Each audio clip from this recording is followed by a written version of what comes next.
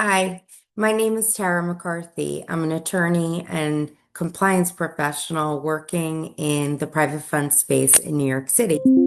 I was approached by Professor Wilson, who is doing amazing things at the University of Connecticut, especially in connection with the Opportunity Fund project that he's put together. And he has asked me, which I'm very honored, and I really appreciate the opportunity to participate in some small way, to provide a general compliance training for folks like yourself that are taking this class and are participating in the Opportunity Fund project. The hope and the goal was that you would be exposed to ideas that everyday, kind of ordinary investment analysts working in the space for U.S. Securities and Exchange Commission registered investment advisors kind of would hear as part of their ordinary jobs so that you know what to expect once you get out of business school.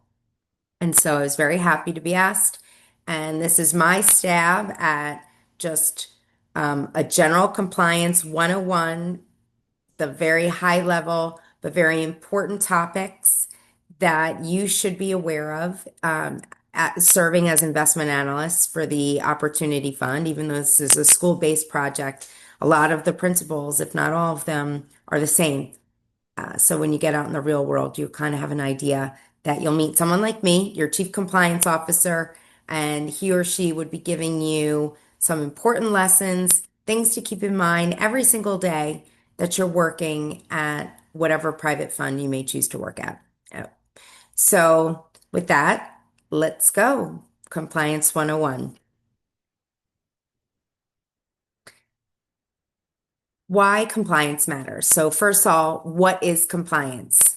Compliance is just the act of adhering to laws, rules, and regulations that are applicable to you. In this case, again, it's what would a registered investment advisor have to adhere to. And it matters a lot, actually. So when you have folks that are entrusting you to invest their hard-earned money, they need to trust you. They need to trust that you're going to act with integrity. They need to trust that you're avoiding legal and regulatory issues.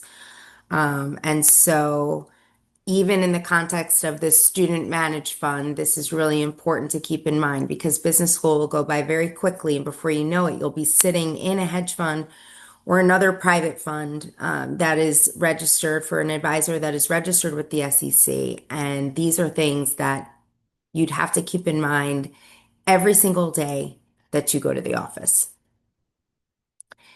So, what does it mean to be a fiduciary? So, registered investment advisors are charged with being fiduciaries to their clients. And a fiduciary is someone who acts on behalf of others with a duty of loyalty and care. So, in the context of a private fund, this means that the registered investment advisor must put the interests of the fund and therefore the investors in the fund, put their interests ahead of their own. That's a very, very key concept to keep in mind, and it is something that I promise you will hear very frequently. You're required to act in good faith, with honesty, integrity, and with full transparency. That doesn't mean you have to tell your investors what's in the portfolio, not that kind of transparency, but just the way in which you behave and effectively going to your conduct, right, with respect to fair dealing and things of that nature. And so you have to avoid conflicts of interest best you can. It doesn't mean that conflicts of interest will not arise. In fact, it's inevitable that they will arise, but it's that you do your best to avoid them and that you also avoid self-dealing. Again, this is all going back to putting the interests of the fund and its investors ahead of your own. And also fiduciaries, it's really imperative that you maintain confidentiality with respect to your investors' personal information, among other things, and uphold their trust. So the next slide, the SEC, what it is and why it matters. The SEC is the Securities and Exchange Commission, and it's a U.S. federal agency that regulates securities markets, with its mission being to protect investors. It enforces rules around fair dealing, transparency, with the intent to prevent fraud and insider trading. And even though your students, your trading activity, especially in a structured fund, fall under the SEC's jurisdiction. The SEC expects all market participants, including student managed funds, to operate with integrity and transparency. And so understanding and respecting SEC rules is part of preparing for a professional role in finance. So again, that's why your professor asked that we kind of put something together. The key areas of compliance: insider trading, conflicts of interest, personal trading, confidentiality, marketing, record keeping and documentation, and ethics and professional conduct. These are not the only areas of compliance, but I was charged with keeping it within 30 to 40 minutes. So these are the key areas. Insider trading, what you need to know. So insider trading is probably, as folks trading in the public equity markets, the biggest risk that you'll come across. At least that's how I feel about it in my present job, again, as the general counsel and chief compliance officer of a long-short equity shop. Insider trading is the most important thing, and what I really stress with folks in the firm, that they understand what it is and that we must avoid it at all costs. So, what is insider trading? Insider trading is typically defined as trading, whether personally through others or on behalf of others, while in possession of material non-public information.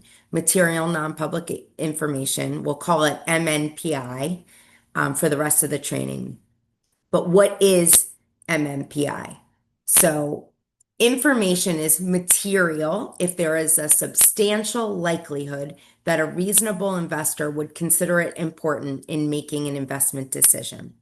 And information is considered non-public if it has not been released through appropriate public media in such a way as to achieve broad dissemination to the investing public, generally, without favoring any special person or group.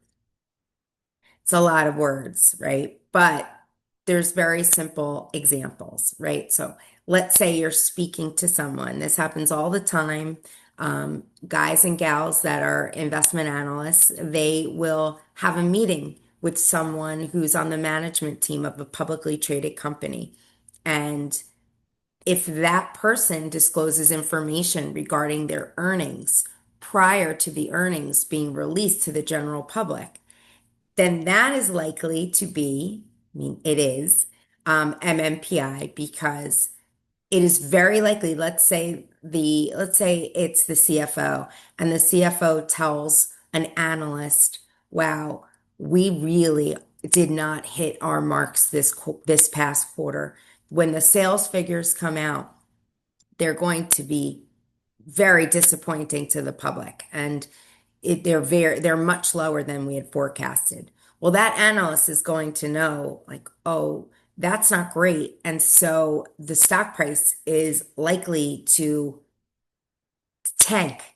So you may really feel compelled to either trade, or kind of, if you're holding the stock, you may want to trade out of it. So you might want to short it if you don't think, it's going to do well, and you might want to have a short position or add to your short position.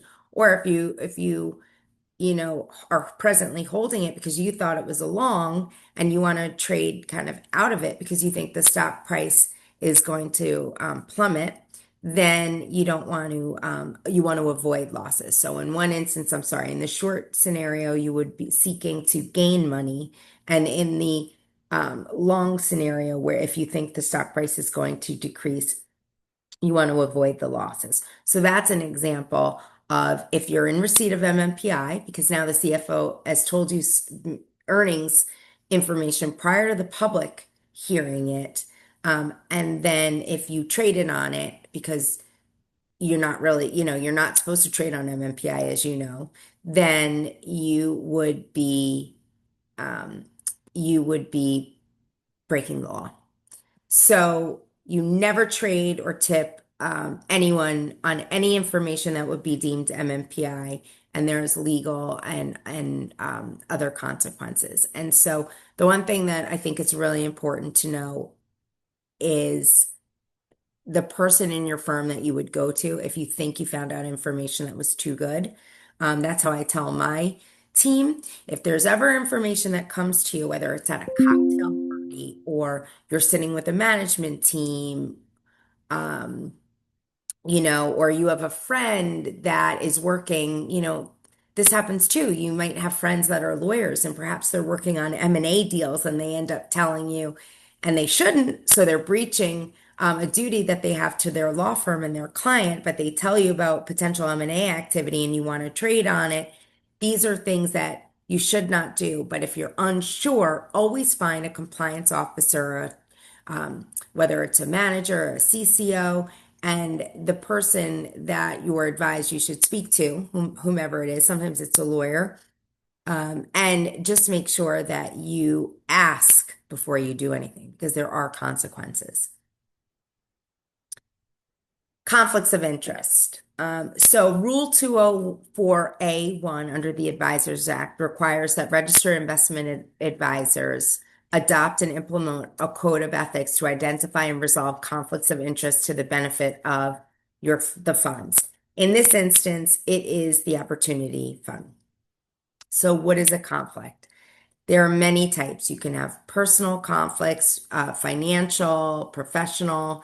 So you can have these conflicts where ultimately, if you do something in your personal like account, right? Let's say you have a personal account and you want to trade in that, but your funds are taking a different view on the same security in that account, then it is very likely you have a conflict, right? And so you want to have a code of ethics that seeks to identify and resolve these conflicts kind of before they come to light or have any big impact on the business and your clients, most importantly. And so your compliance officer is going to give you this code of ethics and effectively give you a set of rules by which you have to abide by to ensure that the interests of the funds and the investors are always being put ahead of you and your personal, financial, or other interests.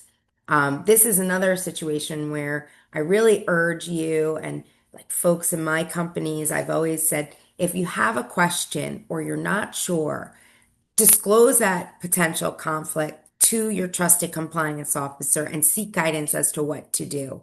And always discuss in advance and get things out in the open because it is just much better to deal with these types of things head on and try to mitigate the conflict as best you can. It's very ordinary to have a conflict. So it's just very important how you deal with it. And that's the same with MMPI.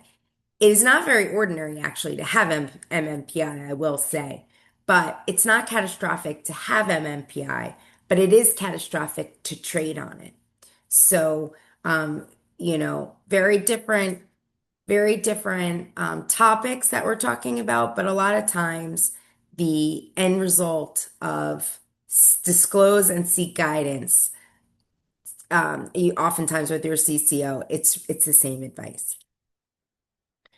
So when you are at a registered investment advisor, so post UConn, you're out of B school, you get your first job, I promise you that there will be rules around trading your personal accounts. And so there are going to be specific do's and don'ts that you can and cannot do. You'll need to typically seek, the CCO's approval or consent in advance of trading securities, especially securities that are in the fund itself, that you're, in this instance, it's the opportunity fund. But when you get out in the real world, the investment funds, that your company manages, your registered investment manages and advises on behalf of third-party clients.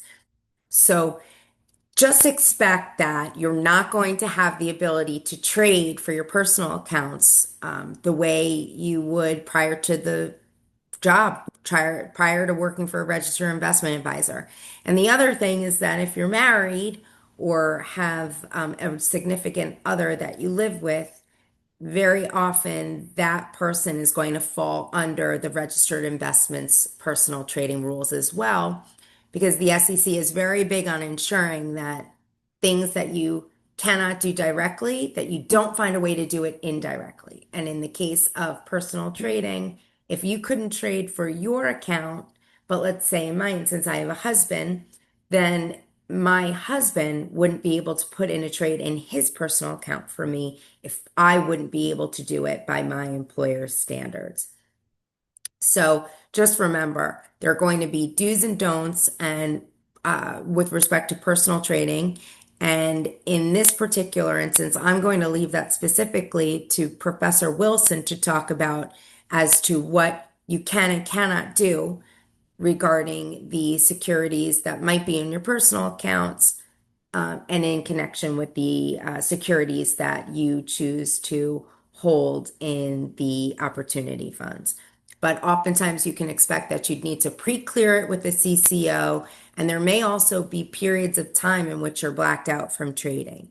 So sometimes there's a complete prohibition, other times there's holding periods, but in all instances, you're typically required, at least in the real world, to obtain pre-approval prior to any trade. The goal is that there is independence and objectivity with respect to the trades that are happening, especially in connection with the investors, your investors. The SEC really likes to make sure that you're not doing anything that would harm the investors in your vehicle, in your company's vehicles, nothing that you're doing outside of that registered investment advisor space that could harm them. Confidentiality and data protection. Okay, another very important topic. And I know that these are not lining up with the previous slide, the way I put them, but it doesn't matter. It's just important that you get the information. So when you work for a registered investment advisor, fund strategy and research must be confidential. Typically, the strategy, it's a little less so, but how you do your research, what the research is comprised of, all of that is proprietary information of the registered investment advisor itself. And so you're required probably by your employment contract to keep that confidential. But we also do it in the context of just good compliance. And you want to respect your company's information. You want to respect your any information you might learn from speaking with peers in the industry. You just want to be very professional and ensure that you're not going around and spreading information that should not be spread. This also goes to your reputation because you'll find that the investment community, especially if you practice, if you work in areas, if you work in the Connecticut area, like the Greenwich, Stamford communities, even in New York City, these are very small communities of people, and your reputation is sacrosanct. You have to treat it that way, and being very judicious with the information that you put out into the world, it actually also goes to your reputation. So, with respect to your investors, so non-public personal information, so that's anything that's going to be used either on its own or in conjunction with other bits and pieces of information to identify that person or entity, if you will. That is information you really must protect. And information, it's as simple as your name, address, social security number, a tax ID number, obviously bank account information, and any financial information you may learn about investors, and you will learn that obviously in the real world, or at least your client relations team and your admin that works with the fund administrator. There's going to be all sorts of sensitive information that goes with transferring money back and forth between investors and the funds. So that's information that really must be um, protected at all costs. Um, so these are things that, again, to keep in mind. It's not as relevant here in the student-led kind of environment, the student-managed fund environment, but it really is essential in the real world. And you never use this personal information for any purpose other than servicing an investor account. It goes without saying, but again, it would be an absolute breach of the trust that someone is giving you. If they're giving you that information in a very limited capacity, could never use it in a capacity that goes beyond the scope of the reason why it was given to you. And you never, ever, ever discuss fund investors with outside parties. Again, seems very common sense, like common sense, but I mention it so that you never forget it. Another piece of information, again, just going on our general compliance, kind of splattering of information, but the SEC marketing rules is a really, really important rule. And it's newer regulation, believe it or not, because it was just updated. Um, It was just updated in November of 2022, even though it became effective on May 4th, 2021. But registered investment advisors had until November of 2022 to ensure that it was implemented because it was actually quite a big change. And it effectively governs how investment advisors and funds can advertise and market their services. So this is going to be a little less relevant to you here in the fund, in the student-led fund scenario, because you're not going out and soliciting investors or raising capital. But in my world, my marketing teammates, it's very important to their job to know what they can and cannot say, how they can and cannot present things. And it's really, really important. And actually, by law, advisors must establish, maintain, and enforce written policies and procedures that are reasonably designed to ensure compliance with the marketing rule. So, the one thing I will tell you as you kind of get out into the world, and it's true in the context of the marketing rule, but it's true in the context of other rules, the SEC may issue a rule, and in this instance, this is 2064 4-1. But just because this rule 2064 4-1 exists, it doesn't necessarily give you the exact roadmap of how you can abide by it, right? So that makes the job tricky. Your job as analysts and my job as a CCO, it's hard. And, when you sit and work with marketers in your funds, it's hard because everyone certainly wants to adhere to the rule. There's no doubt. But oftentimes the plain face of the rule doesn't make clear what you can and cannot do. So that's why it says reasonably designed to ensure compliance, because there could be an instance where your CCO puts out policies and procedures that he or she thinks is complying with the marketing rule or any other rule.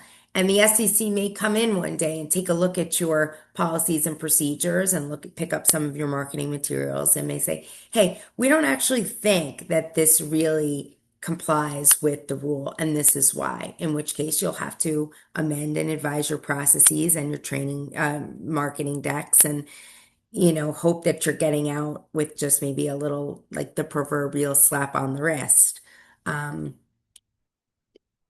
But it's important to know that this marketing rule was recently kind of revamped for the modern times. And what does it cover? So it covers all advertisements and solicitations that promote advisory services or funds managed by the advisor. So this is your websites, any social media posts, your performance presentations, that's a big one. Testimonials and endorsements, also a very big one. Third-party ratings, recommendations or referrals, or any testimonials by clients or influencers. Sorry, that's also testimonials and endorsements. But it is really, really important to understand because what would be constitute an advertisement, because once it's technically an advertisement under the marketing rule, then certain very prescriptive rules do apply. So let's talk about prohibitions and requirements. No false or misleading statements. So seems really obvious, right? Don't lie. You can't lie. So your ads cannot contain untrue, deceptive, or misleading statements or omissions, right? Performance advertising. Very specific rules about how performance results can be presented.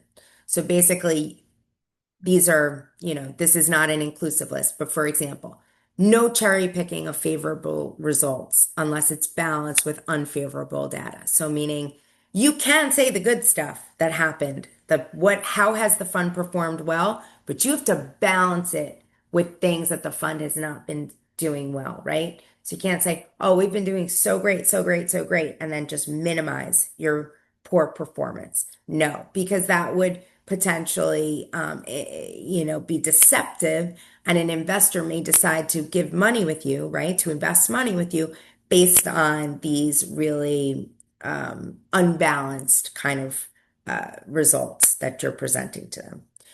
You always need to have proper disclosure of risks and include all material information that an investor would need to know with respect to performance. So if you're giving numbers, you want to explain to investors kind of the fees and expenses and how that is implicating the numbers that are on the deck. And also the use of gross and net performance. And again, with clear definitions. So if you're showing the gross performance for the fund for, let's say, a 1, 3, and 5-year fiscal period, and you're also showing net performance numbers, your investors need to understand the calculations behind each. And there's always has to be a disclaimer somewhere in the deck, or on the marketing material itself, the takeaway, the pamphlet, whatever it is, so that folks understand these numbers, because these investors, your potential investors or current investors who are looking at these numbers to decide whether or not they're going to remain invested with you, they're making very important decisions based on these marketing materials. And so the SEC wants to ensure that investors are presenting clear and concise and not misleading information so that investors are making good decisions for themselves. Testimonials and endorsements. These are allowed, but again, they must have disclosures about the compensation or any potential conflicts of interest that may arise from that person giving the endorsement or a testimonial on your behalf as a registered investment advisor. And there needs to be a clear description of the relationship. Third-party ratings, they can be used, but they must include disclosures about the criteria and methodology for that third-party rating and requirements for record keeping.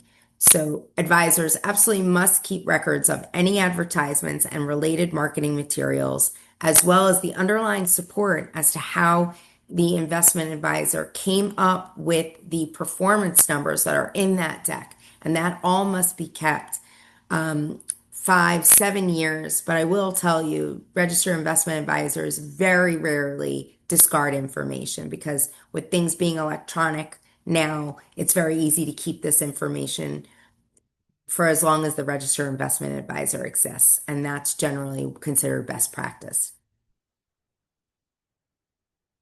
Documentation and record keeping. So analysts, or actually anyone working for a registered investment advisor, they're required to keep notes on anything relating to the advisory business of the investment advisor. So if you're doing work, you're sitting at your desk, or you're conducting, some research on a particular name that you want to go into the portfolio, for example, then you have to keep those notes somewhere safe and sound, so that if you need in a year, 2 years to look back, or someone asks you about your rationale or the thesis or why you felt a certain way and how you decided to invest, what was the size of the position going to be in relation to the entire portfolio, if you ever added to it, if you took away from it, there's going to be emails, notes. You'll obviously have models that you would have worked on all along the way. All of this information needs to be documented and retained in a clear, concise, easy to find system so that, again, if you need to call on it, if the SEC ever to come in and ask about a particular name in your portfolio and wants to understand kind of the work being done behind the scenes, then you can recall that, pull it right up and provide anything that he or she from the SEC may need. And also, good documentation is just it's to that trust, that transparency that you're able to point to something tangible to give folks a clear understanding as to why you thought something, an investment, made sense and was in the best interest of the client and your funds. And so it's just a really good habit to get into. I actually think that you all being students, it's easier for you. I know that laptops and typing, right, and archiving notes is probably something that's second nature for you. I will tell you, I did grow up during the note taking with pen and paper kind of age. And even when I was a young attorney, I would actually write my notes. And oftentimes I was scanning my notes and archiving them that way. So, just to give you a sense, if I take notes today, even still on pen and paper, oftentimes, or if I go to a meeting and I have a due diligence questionnaire and I make notes on it, but the notes are really relevant to the advisory business. There are times where I think, okay, these notes are not archived anywhere electronically. I will scan them if I think I have an obligation to keep that record. So that's how important I guess it shows. I think it is, and it's required by law, so of course it's important. But your practices are probably actually even a lot better than mine, and I do see that the folks coming up and for years now, but that they have processes, and I've learned a lot, and I've actually augmented and changed the way I work when I see professionals that have a more modern way of doing things. So I think this should be also something very easy for you to adhere to. And professional conduct and ethics is something that, again, we talked about at the beginning. It's a key area of compliance and why? Because being respectful and having honest behavior, this is just in our industry, I can't stress it enough.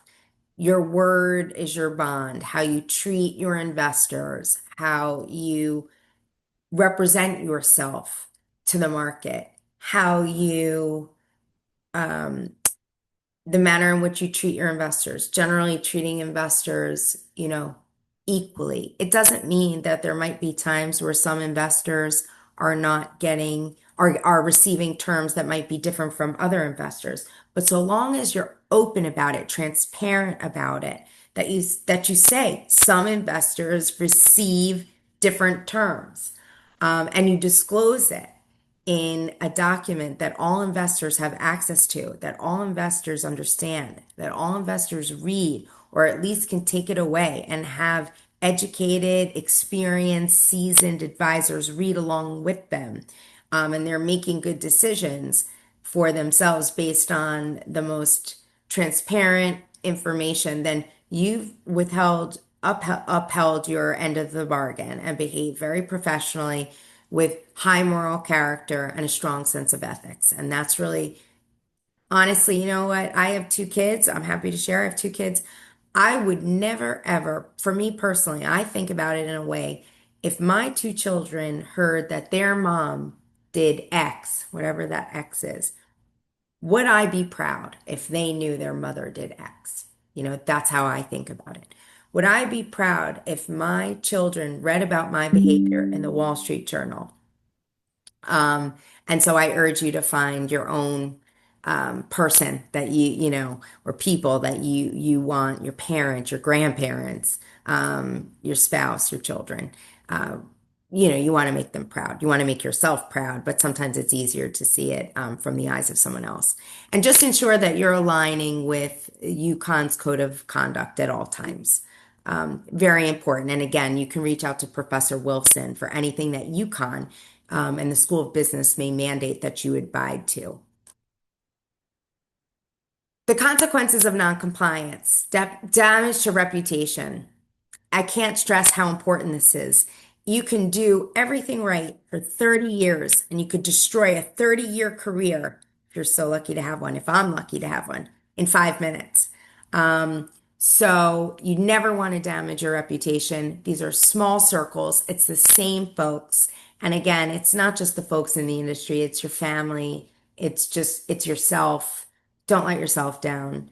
Don't let your company down. And this is a career that you will build. And it's a career, I promise you. I look at my career and it's like my third child. I care a lot about it. I nurture it.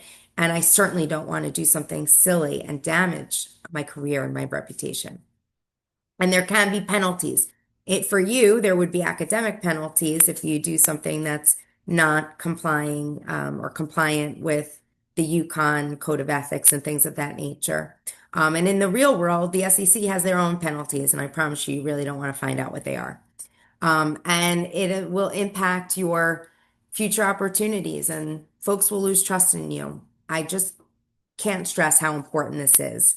Sometimes as a student, it's hard to see, but time goes fast and it's a small world. So just always behave in a way that you can be proud of and look at yourself in the mirror and feel good about what you've done. Okay, best practices for students. This is actually true for non-students as well. When in doubt, ask questions. So in your case, it's going to be questions to Professor Wilson. So if you don't know something, if like going back to MMPI, if you think, oh, I have information that I think is a little spicy, feels a little good, I want to trade because I know this information, you should go to Professor Wilson and ask him his opinion. So 30 plus career, trust me, you want to know his thoughts about it.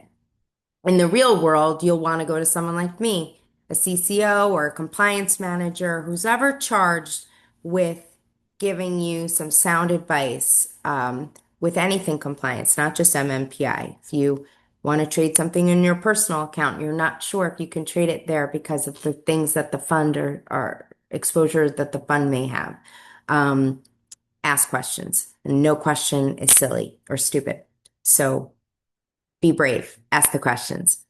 Document everything clearly. So take good notes. Put your dates on your notes. If you spoke with a management team member, put their name down. I like to even see when they put the date, time of day, just a lot of information. You never know what may come up and be useful because remember, in your career, if the SEC or someone else comes in and is interested in looking at something, they're looking at it 6 months, a year, 18 months later. So they're looking at it with hindsight, the benefit of hindsight. They know how something worked out. And so they're going to be the scrutiny with which he or she is looking at your notes.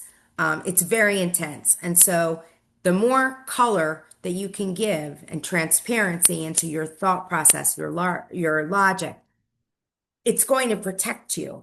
So I like to advise people to just be clear about kind of what they're doing, the good work that they're doing, and that it's clear to someone who may look into it, again, many months later. Avoid trading in securities under review. So again, you're going to want to make sure, and this is a Professor Wilson question, but if you're looking at a security, a potential investment for one of your funds, you're going to absolutely want to make sure that you could trade in your personal account, that security. So just get into the habit of if you're looking at something for your schoolwork and it's in your personal account and you're interested in it for your personal account, or a spouse, a minor child, a fiance or someone that lives with you. Also, maybe ask Professor Wilson as to whether or not it matters that you might cohabitate with someone that, is interested in trading securities that you guys are looking at. And also, um, you just want to be sure that any account that you may be named a beneficiary of or have some sort of financial beneficiary or beneficial interest in that, you know, Professor Wilson it makes clear to you what your obligations are with respect to that account as well. And just always use sound judgment. I know you're students. It feels like you'll be a student forever, or maybe not. Maybe you guys are closer to the end. I don't know what stage of B school you're in, but I went to law school, so I know. It feels like sometimes you'll never get out there.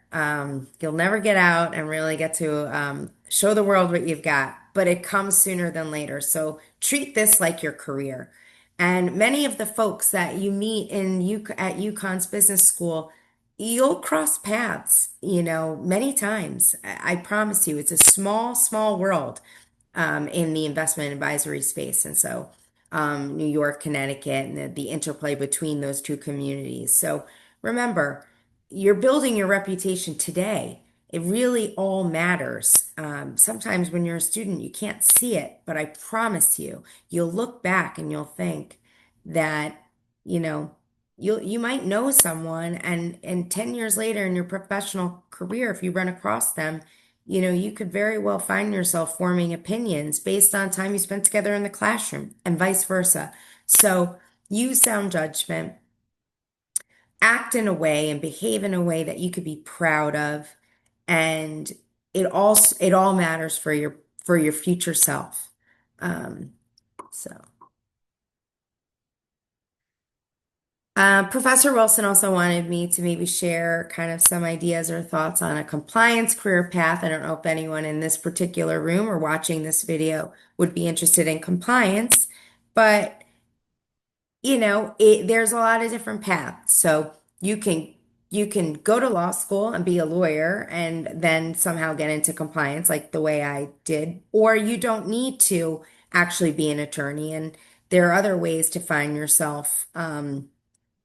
In a registered investment advisor and on a compliance career path.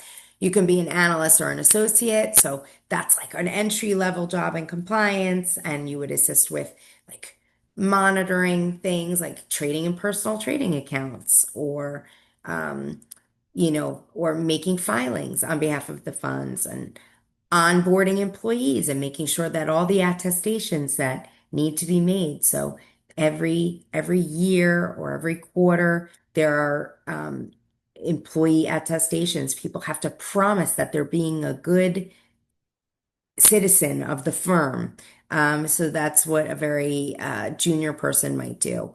Compliance officer, kind of as you get up, you might be charged with, you might have more experience. You might be charged with certain programs. It's seeing over certain trading, that the trade compliance for certain vehicles in the fund. And remember, some of these companies, some of these registered advisors, they're behemoths managing billions of dollars. And so they'll have multiple products, multiple strategies, and then you need multiple teams because there are going to be different compliance programs potentially like in one unit. And so that is really, where you have specialization or people doing different things on different teams. And, you might get to a point where you know a lot that you're also training employees, generally speaking, on what the registered investment manager expects out of your kind of someone doing like what I'm doing with you. And then you can have a manager or a deputy CCO, in which case, now they're supervising folks. If the SEC or the CFTC or the NFA or some other regulatory body knocks on the door, this person will help the next person, this chief compliance officer, basically, kind of liaise with regulators. And so, and what else does your CCO do? Your CCO is actually going to be the person that thinks through the policy, sets the strategy, creates the policy, creates the procedures, is also working with, other folks, your chief investment officers, your chief financial officers, your chief marketing officers. These are folks that are going to be protecting the company. And so this job, a CCO actually can be a fun job because there's more creativity and strategy in it than you might think. That's true for being an attorney as well. And so that's why the job can be very fun because even though there are rules and regulations, remember I said to you earlier, just because there's a rule doesn't mean that there's an absolute right way to do something. There is more than one way to skin a cat. So, um, you really may want to think about, if you do it this way, then what options are available to you. So you'll start creating decision trees in your mind. And then if that happens, or is it unclear, or do you pigeonhole yourself? So you'll really want to be strategic about it. And that's the fun part of the job. And lastly, remember, Professor Wilson, he is your professor, but he is your friend, and he is here to guide you and teach you. And he has a lot of wisdom and experience. And I promise you, you cannot get that from a textbook. Even as good a teacher as he may be, and whatever materials he is showing you, I think he would also agree. Again, this is my own opinion, but I really do think anyone who's worked for a long time knows that experience is the best teacher. And so you should leverage Professor Wilson's professional experience and ask him questions because, there's no substitute for that, I promise you. And just ensure that you know the policies that are applicable to you as students. And you can go on the SEC's website. The SEC actually has an amazing website because it's really meant for the ordinary investor, the ordinary, mom and pop, the sitting in their living room, interested in learning about investing. So it's written in plain speak, easy to understand, easy to digest. And I always find that's a really good resource to, if we have interns in the office, I might say, hey, these are some rules that are really important. Go and read about them. And so I would urge you to do the same if you have any questions. And this last page is a disclaimer. You can read it on your own time. But again, it just really reiterates that this is information that I'm providing to you. And I put this together myself, just hoping that this would be somewhat useful and give you a sense about the importance of what you're doing and how every day what you're doing you should be coming to the table with fair dealing, high moral character, strong sense of ethics, honesty. And that's the name of the game. And I promise you, if you do those things and you apply all the modeling, the financial know-how, all that stuff, and you put it together with this piece, you will have a long, successful, and really rewarding career. And I wish you all very good luck. Have a lot of fun. And thanks so much for allowing me to have a small slice of time with you and to help you on your journey. I'm really, really honored. And that's it. Thank you so much. Good luck. Have fun.